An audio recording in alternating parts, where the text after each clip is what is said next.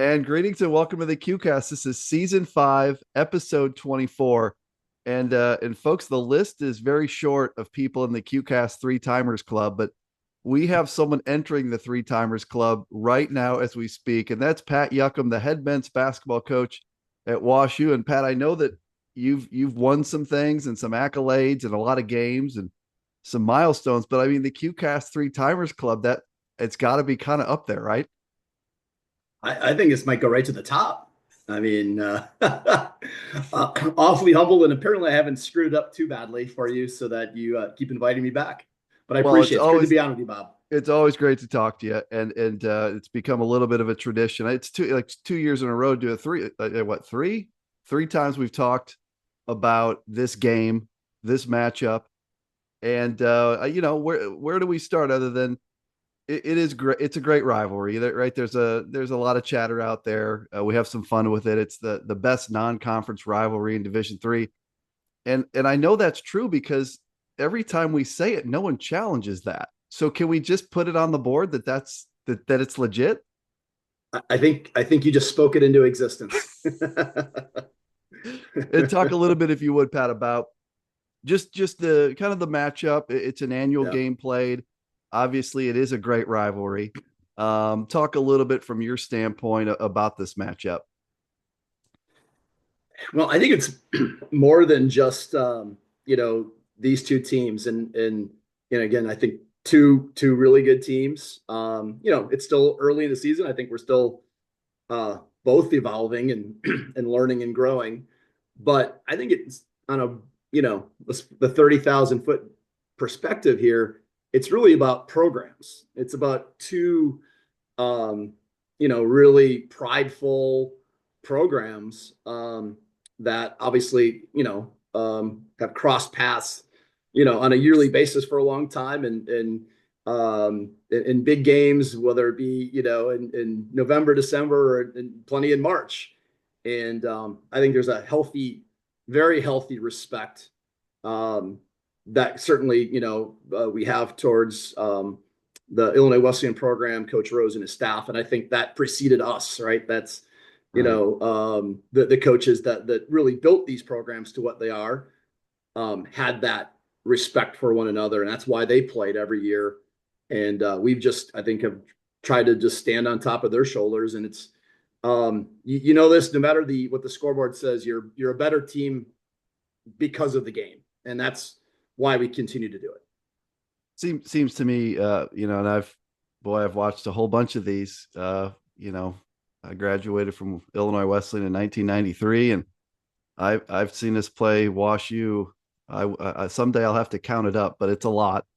And it seems to me like while the schools are very different, right? Different size schools, totally different schools, but the the hoopers on these teams year in and year out seem to be basically the same dudes. Like it, I can't think of another matchup with that we play where it seems like we're playing ourselves. It's like Yeah. the same dudes. Is there anything to that? It just seems like the type of kids that end up on the men's basketball team at these places are pretty similar. I think that's accurate. And I think I probably said this the last 2 years when we talked about this matchup. Like, you can, I know, regarding the Illinois Wesleyan players, like, you can change the names, but they look the same. I mean, and it's probably what they're saying about WashU, right? I think that's what you're saying. Absolutely. And again, I think goes back to programs. And you had and Coach Bridges and Coach Edwards, you had coaches here for these really long tenures. Yeah. And now Ron and has done an incredible job and been there for a good substantial amount of time. And I guess it's now 7 years. It doesn't feel like that, but yeah, you have yeah, I mean, you kind of what works. And I think there's certain players, and we're still a Midwestern based team, and our rosters are, our roster's a little bit more geographically Yeah. diverse, but still there's a lot of, Midwestern guys, and they tend to be cut fairly similarly, I guess. Right. They're and I think that's usually a pretty good winning combination. It's really two great programs. It's a fun matchup. and it usually means something. And here we are again. So you guys are ranked number 2 in the country, and the Titans are ranked number 9. You guys are 9-0. Titans are 8-1. And this game matters a lot. The system is different nowadays, replaced with the NPI, where everything is based on that computer calculation. But the result of this game in that computer calculation will mean a ton. And coming into this, I assume your guys feel like this is a big game you're playing. I know that our guys feel like this is a big game. As you get on that bus heading up to Bloomington, there's probably a sense that this is one you want to win. No doubt about it.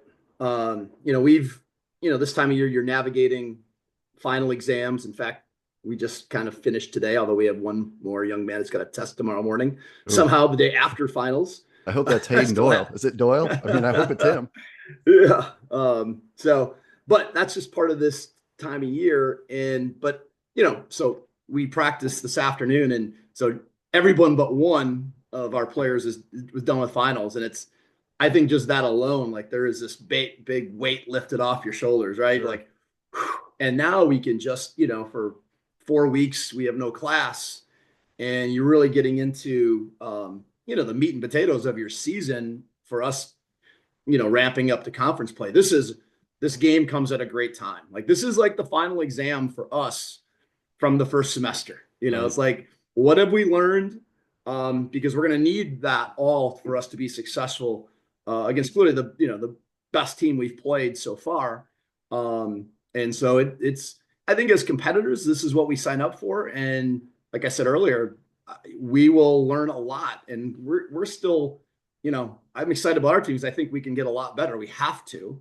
And we're going to be, there'll be some things exposed tomorrow that'll help us focus where we can get better going forward. And just really, I know all of us, and I'm sure no different on the other side, as competitors, man, you just want to, 7:00, let's go. I know that our guys are excited, and fans are excited, and your team this year, Pat, is boy, uniquely impressive. I wrote down some words that I thought described you guys: big, athletic, skilled, and deep. And then I realized those would be the same 4 words I'd write about our team. And you really are a special group this year. I wanted to ask you about one of the newcomers who I think has just been such a huge ad for you, and that's the freshman Connor May. And I remember when I saw on Twitter like that this kid committed from Palatine High School to WashU. It was one of those like, holy cow, like that. I follow the Illinois recruiting scene well enough to know like when there's a big one.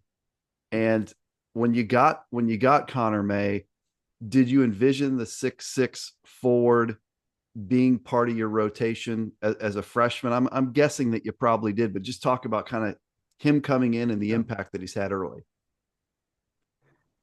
Well, he's off to certainly an outstanding start. No doubt about that. I think I've done this for a while now, and it's really hard to predict, sometimes you're wrong. I try to be really guarded with projecting anything when it comes Right. to that transition. It's not only a basketball transition, it's a life transition, right? It's assimilating to college and all those wrapped into that. And so it just, everyone has to run their own race. And so I really tend to be guarded, very excited about all of our freshmen. We've got a really talented group. And Connor he's ready. Like sometimes guys are ready, and he's one of those. And, you don't get them all the time. Right. And it was, I think as we got through our early scrimmages, we had a couple of competitive scrimmages, and you start to see, okay, like it's just not too fast for him. It's not too, Sure. he's poised, he doesn't get sped up, and he still, like everyone else makes some mistakes, like, every young player and old player does, right? No one's perfect. But yeah, he's really, it's been nice to have someone come in who's really versatile, like can play 3 different positions. Yeah. And, we don't really he doesn't have a position. He's kind of everything. And that's really a luxury because we can do a lot of things around that. Yeah, he's a 6'6" freshman forward, averaging 11 points and 5 rebounds. He's shooting the three at 419, which is crazy. Um, Another guy that I'll call a new guy because he came back from injury. You know, people ask me, is this the same WashU team as last year? Well, not really, because Connor May's in there, some other guys are in there, and then you get my guy Drake back. I'm never sure. Is it Kynes Vader or Kynes Vader? Vader, as in Darth Vader. Okay. Drake Kynes Vader, who is a fantastic player. He's a 6'6" senior forward, averaging 15 points, 8 rebounds, 3 assists, 2 steals. That's a pretty good stat line. He's shooting 58% from the field. Really versatile kind of combo forward. You guys really missed him after his injury. Like, talk about what he means to your team, because he's sensational. Yeah, it was definitely a blow when we lost him last year in the second or third week of January, I think it was, and it really, like, our margin for error. We had when you're in league play, you don't have much margin for error Right. anyway, and what little we had was gone, and we had to kind of reinvent a little bit on the fly, and so getting him back has been, yeah, it's been a blessing. He continues, like, he's still getting better, which is kind of Sure. cool as a, now a fourth year player. Like, um, he's been granted some gifts. He's got some unbelievable gifts and talents that we're still refining, which is kind of cool. He's a quick, like, when you show him something, like, he'll go and practice it and, like, oh, I can start doing, like, yeah, because when you're really athletically gifted, like, you can sometimes, Right. and so he's can do a lot of different things for sure, and just has a knack for, not only is he this really athletic kid, but he just has a way of getting, that key Yeah. loose ball put back, a hand on a ball, like, just stuff like that you don't have to, run a play for him to score. Like, he finds ways to score Right. without running a play, and that's not a lot of guys like that for Yeah, sure. he's a special player, as is Hayden Doyle. I mean, this guy's been a rock for you. He's been in the mix all 4 years. 6'1" senior guard, 15 points, 4 rebounds, 3 assists. How about these shooting numbers? He's shooting 54% from the field. He's shooting 46% from three. I mean, this is one of those dudes that, like, next year when this guy's gone, you're going to be like, holy cow, do we miss this guy? Like, he's been tremendous for you. Yeah, I'm trying not to overly think about that or contemplate that too much. Yeah, he's been kind of a day one of those, again, rare ones that can step in from day one, and wasn't too big. He played in a really good program in high school in Wisconsin and won a state championship. It's like those dudes that play, win state championships at the largest Oh yeah. schools. They're just maybe a little more ready Right. sometimes, not always, but in this case, he's a just a tremendous all around play. As a football player in high schools, there's a grit and toughness about him. And he's now, he's kind of that, coach on the floor. I mean, I defer a lot to him. Like, hey, what do you think here? What do you got? Like, you got it. You got the Right. call. And it's, you're pretty fortunate when you have that. That's just a lot of, I think I don't know, we've been somewhere 90 some games together, probably 95. I've lost count. And just, like, it's a lot of history. And again, you love going to battle with him. Wouldn't want anyone else to be out there with us than Hayden. And you always feel good when you got guys like that leading the way, for sure. You mentioned him coming from a large school in Wisconsin, how those guys are ready. I think it is interesting because if you look at, I was looking at the IBCA All State team yesterday or the day before, and it's very rare that kids from the first or second team end up in Division 3. And Connor May was a first teamer, and Josh Fridman was a second teamer, Yeah. 4A, right? So on the 4A team, that is. And Connor May is having a big season for you, and Josh Fridman's having a big season for us. There is something about the kids, not to take away anything from the kids from Yeah. small school wherever, Sure. but boy, when you play for a kind of a big school like that, you are a little more ready, aren't you, Pat, in terms of coming in at this level and having a chance? Yeah, I mean, I think every to your point, every not to paint with too broad a brush, right? But you know, they've been tested, right? They've played, Right.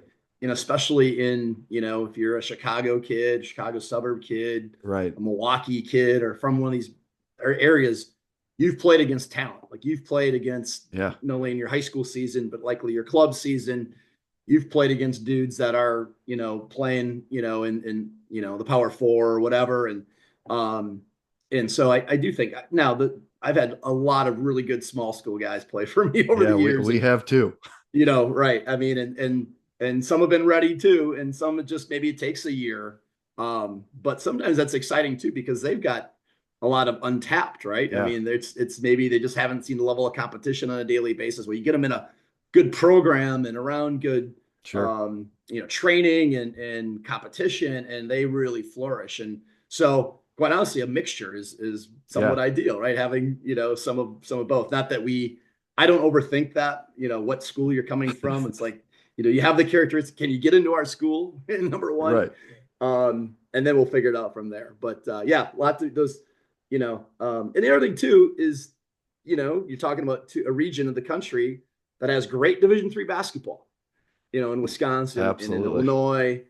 And that's something having coached in the Midwest all my career and in areas that really, like, the high school coaches a lot of times, understand it, get it, like to play in the Oh yeah. WIAC, to play in the CCIW, to play to WashU, like, man, like you've got to be really good. Yeah. And to have people in their orbit that understand that Right. is, we know that that doesn't exist everywhere It out there. doesn't. And so, that's, I think, something, to be said for too. I talk about that a lot. It's like, kids that go to school in Wisconsin or in the Chicago area or wherever, that their high school coaches and their AAU coaches and their teammates and the kids older than them, they think that going to WashU or Illinois Wesleyan or, Chicago or Augustana is a good thing. They have a great opinion of D3 because, Josh Fridman can look at Ryan Cohen, right, and say like, boy, if he's a D3 guy, that D3 is pretty good. Um, Wanted to ask you a little bit, just a couple of IW's guys that you kind of have to deal with tomorrow. Is Nick Roper last year in the game? That was really the first time that he played in one of these, the way I look at it. And it was early in the season. He was coming back from a season he didn't play because of injury, and had a pretty good game, had a real good game. He's turned Yep. into kind of a dude, right? He's 6'8", athletic, runs like a gazelle, as Coach Rose says. He shoots it. He's a great penetrator, gets to the rim. In terms of watching the Titans on film, like what do you see from 6'8" Nick Roper? Well, he's playing his very best basketball. I mean, that is, to your point. Yeah, he really emerged. Um, last year you could, we Yeah, know he's a talented young man coming off that injury. Played terrific, as did all of his teammates in our game last year.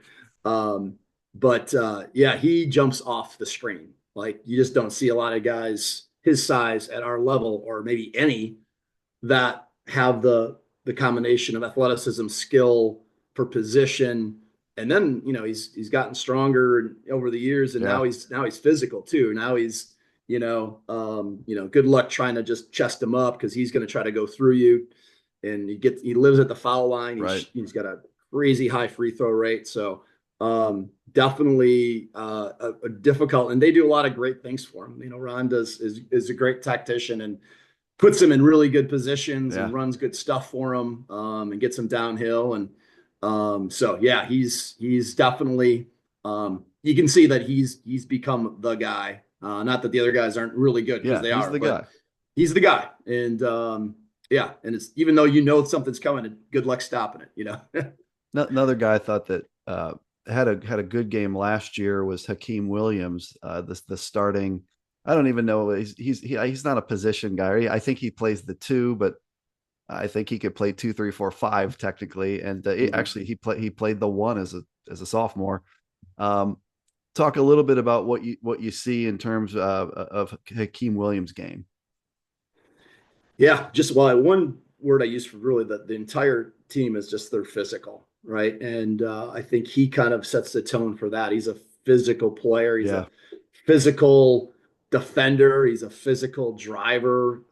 He's a guy that starts in the perimeter, but they'll take you down and drive you down and flip his Right. hips and bang you in the post. And and yeah, I think they've been really good defensively the last couple of years. I think this might be their numbers are incredible right now Right. defensively and playing against good competition. So it's not fake, it's real. Right. And when you have someone who can kind of starts there in terms of guard the basketball and pressure the ball with all the length Yeah. that they have behind it, and Wilmson and Roper and all their guys, they're just super long. Like there's a reason why, and they're committed and they play really hard.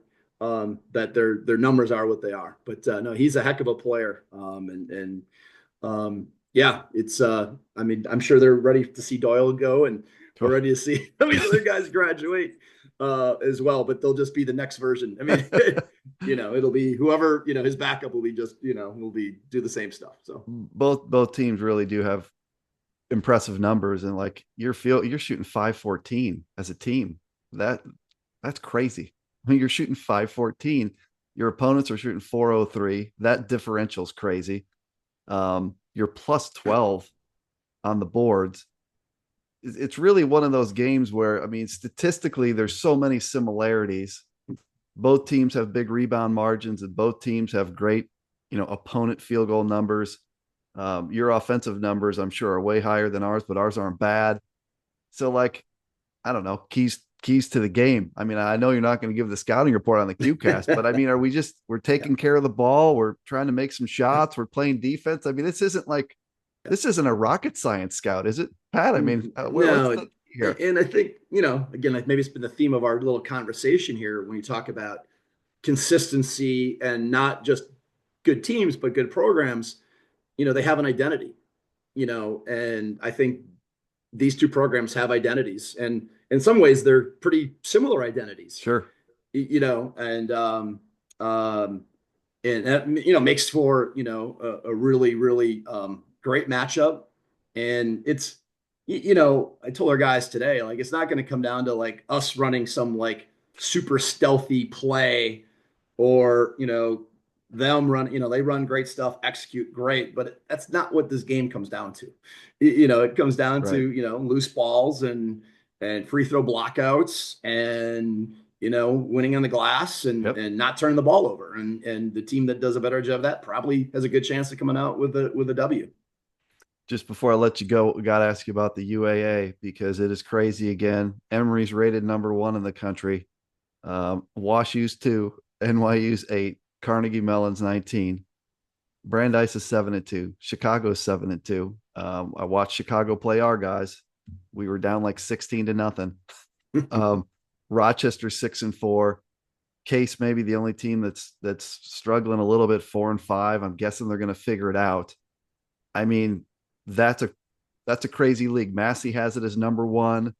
7 of the teams are in the Massey top 100. I mean, just talk about the gauntlet you're going to face there in the league.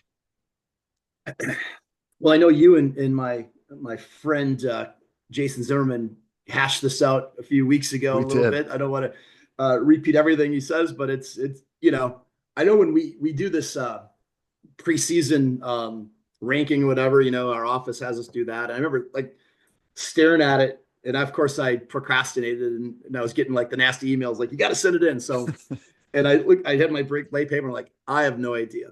I mean, one could be eight, eight could be one.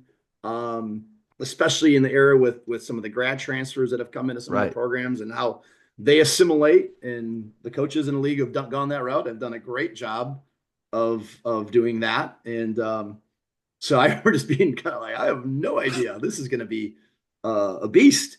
And so yeah, we're having another good as a league, really strong. It's been league's always good, but I think as deep as quality as maybe it's ever been. Oh yeah. And I tell you what, we've I don't look too far ahead. I mean, I know those are coming, and I would like to enjoy my holidays and all that, and certainly we got this massive game with Illinois Wesleyan, and so that'll come when it comes. But I know like tomorrow, um, playing that game it's gonna get us ready. We're not going to see anyone more physical, bigger, and more talented than the team that we see tomorrow night, that's why this is so valuable to us, Yeah. regardless of outcome. Yeah. I think that's both sides would definitely say that is that like this is as close as we're going to get to playing like a great season. Like when we have to go to Carthage, it's going to look like this, and when you guys have to play Emory or whoever, it's going to kind of look like this and tough game, talented people, good programs, which is why it's such a great matchup. Um, well, I really appreciate your time, especially on the eve of this thing. What time does the bus roll out of St. Louis tomorrow? What's the travel plan look like, I Coach? think we've got a 1 o'clock, 1:15 departure tomorrow. So Beautiful. Well, don't send anyone over there to scuttle our trip or anything. We need to get there. no, we're going to But be fine. Your leading scorer sent me a message today asking about some restaurants for his parents. So I got three options. If you want the best pizza in Bloomington, I gave him that. You want a cool kind of bar place, I gave him that. You want a nice nice. Italian place, so I hope the Doyles pick one of the good ones that I sent. Maybe that's a YD3 when the leading scorer is asking a dude like, where should my parents go to dinner? I don't think that happens in D1. Um, I really appreciate your time. I do think it's going to be fantastic. Yeah, Congratulations on all your success and with this team, which is fantastic. I will give you, Pat Juckem, the final word on the QCast. What would you leave yeah. D3 Nation with on the eve of the big game? Yeah, thank you again for the opportunity, and appreciate all that you and man, we're really fortunate to have. I got two things. One, I think hopefully people saw the article that was put out by our student life reporters Yeah, that a was couple of nice. days ago, kind of highlighting you and really the broader Division III conversation It was and role. cool. I thought that was really well done, It was. really cool. Really appreciate those guys doing that, and Yeah. echo that. It's phenomenal, and it's so cool that because it does differ, like especially now with where quote unquote big time athletics are, Oh, like it's stark contrast. Like yeah, we know this because this is what we do. This is the best stuff. Like what we have going on at our level absolutely. is so great. So when anytime, and you guys are big role in terms of like helping draw like what makes us unique and different and special. And so that was great. And then the other thing, and it's heartbreaking, just our thoughts go out to the Garland family Yeah. and the Trine basketball community. Just the tragic passing of Fred Garland. Yeah. Just gosh, that's just a punch to the gut, and just feel for all those. And we had like others, we played against that great team last year, and just the respect is immense, and Right. I just know all of us echo the community, the D3 community, and sending all of our thoughts, condolences. And I know that's really hard, and there'll be those guys, and Coach Miller is a quality coach, quality young person, and they're going to rally around that in his memory. But it's just tough, and you hate to see it. Yeah, and I was thinking about that there's not too many coaches that know what it's like to lose a 22-year-old student athlete, and unfortunately you do. And you know, pretty awful news that came out of Angola, Indiana recently, and certainly we're all thinking of the Trine community and the Garland family. Pat, best of luck to you tomorrow to some degree. To some degree, I hope you guys play great. I think it's going to be an awesome game, and they are two really uh, special and unique teams that could have special seasons. So, best of luck to you and your guys. You got a really good group, and we'll talk soon on the QCast somewhere along the way. Okay. Sounds great. Always a pleasure, Bob. Take Thanks, care. Pat.